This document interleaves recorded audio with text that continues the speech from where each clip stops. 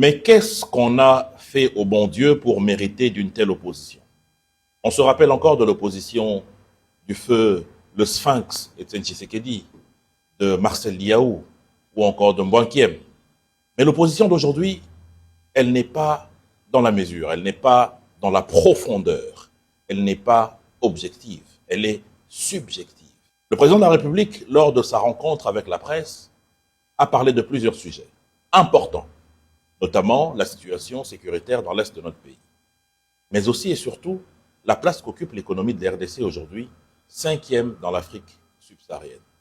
Mais il a également parlé des avancées qu'il y a eu, notamment avec l'accès à l'électricité, qui aujourd'hui avoisine les 22%, et surtout la manière dont notre budget a explosé et nos réserves de change. Malheureusement, pour l'opposition, tout cela ne compte pas. Tout ce qui compte pour cette opposition, c'est des questions politiques, c'est-à-dire la politique pour la politique. Eh bien, ils ont parlé de la question liée à la Constitution, mais aussi à ce qu'eux appellent un troisième mandat du chef de l'État. Un raccordement frauduleux parce qu'ils ont quitté le débat scientifique pour aller dans un débat subjectif et passionnel. Le chef de l'État, lorsqu'il a parlé de la question de la Constitution, il a été clair. Et nous le savons tous, que la Constitution de 2006 était un texte important pour que nous puissions quitter la belligérance.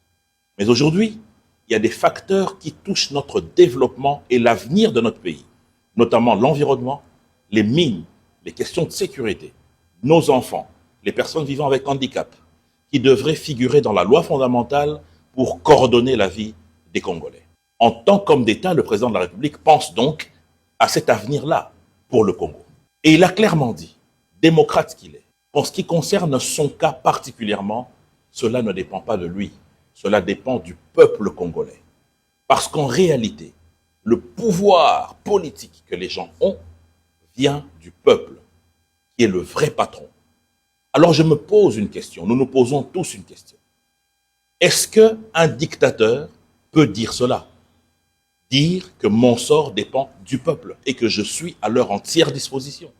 C'est ce qu'a dit le président de la République. Il respecte à outrance son peuple, c'est-à-dire le détenteur du pouvoir. L'hypocrisie, c'est aussi tous ces partis politiques qui ont eu à présenter à un moment donné des projets de loi fondamentale, notamment le cas du parti de Délice Sanga. Sans oublier la sortie médiatique d'Olivier Kamitatou, porte-parole d'Ensemble, qui a dit qu'il faille qu'on aille vers le fédéralisme.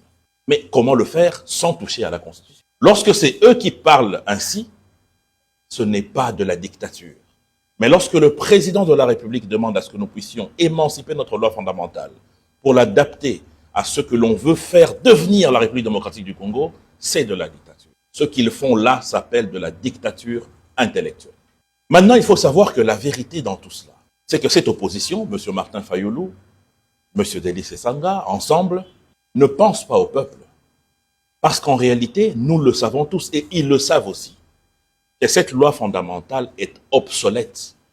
Il faille réfléchir pour l'améliorer. C'est démocratique, ce n'est pas antidémocratique. Mais leur peur, c'est quoi? Leur peur, en réalité, c'est la réponse que le peuple va donner à cet appel du président de la République. Ils savent pertinemment que le peuple est du côté du président de la République. Et que donc la réponse positive qui arrivera de manière inéluctable va sonner le glas de leur existence. Parce que c'est une opposition de réaction et non de proposition. En étant une opposition de réaction et non de proposition, le peuple ne peut pas leur accorder la confiance. Donc aujourd'hui, en ce qui nous concerne, nous, le camp du président de la République, nous estimons qu'il est important que nous puissions nous pencher sur la question importante, c'est-à-dire l'avenir de notre pays. Aujourd'hui, cet avenir est radieux parce que les bases ont été jetées et le président en a parlé, notamment en ce qui concerne la place de nos enfants dans l'éducation, la gratuité de l'enseignement d'une part et la construction et modernisation des universités de l'autre part.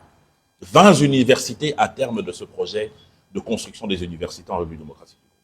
Cela signifie simplement que la République démocratique du Congo est en train de revenir dans le concert des nations en voie de développement. Et que cette opposition doit se dire que la vraie démocratie, c'est de donner le pouvoir au peuple de décider, comme l'a dit le président de la République. Et c'est cela la démocratie. Et non se retrouver dans un vieil hôtel et asséner des incantations pour interdire à des Congolais de réfléchir sur leurs lois fondamentales et à la population d'exercer son pouvoir au travers le référendum.